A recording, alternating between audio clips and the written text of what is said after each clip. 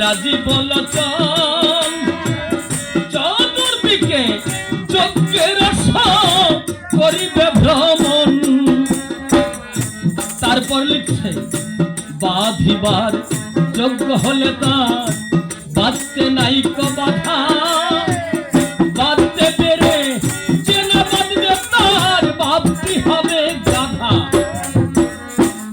এই অশ্ব বাঁধিবারে তার কহিলাম সম্প্রতি, বাঁধতে পেরে যে না বাঁধবে তার মা হবে অশ্বতী।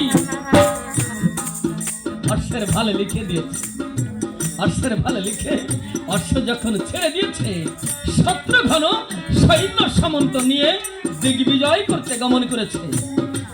প্রথমে পূর্ব দেশ, তারপর উত্তর দেশ, উত্তর দেশ জয় করে পশ্চিম দেশ, পশ্চিম দেশ জয় করে যখন দক্ষিণাভিমুখে যাত্রা করেছে তখন সেই বাল্মীক মুনির পূর্ব স্মৃতি মনে পড়ে গেছে। তাই বাল্মীক মুনি কি করেছে, আর যেখানে যা করতে হবে মুনি হয়ে গেল লব খুশিকে আনতে যায় ওই মাসি তার সদনে। ধীরে ধীরে মুনি ঠাকুর মা সীতা দেবীর নিকট গিয়ে উপনীত হয়েছে আর ডেকে বলছে, আমা আমা জগৎ লক্ষ্মী, একবার ওই পাতার কুঠির থেকে বেরিয়ে আয় মা, একবার বেরিয়ে আয়।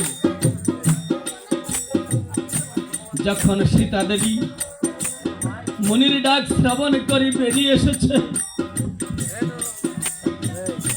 মুনি করজোড়ে বলছে, মা জগৎ লক্ষ্মী, আজ আমাকে কিছু ভিক্ষা দে মা, আমাকে কিছু ভিক্ষা দে, আমি কিছু ভিক্ষার জন্য এসেছি।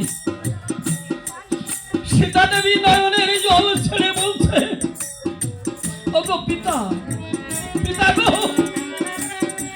আমি যে বড় অসহায় হতভাগিনী, এই অধম ভিখারিনীর নিকট কি ভিক্ষা চাইছেন?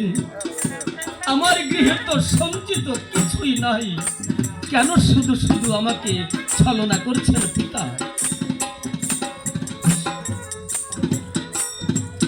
এই বনমাঝে থাকি, বন ফল খাই, সামান্য দুটি বকজোড়া পুত্র ছাড়া আর আমার কিছু নাই, আমি কি ভিক্ষা আপনাকে দিব? মুনি বলে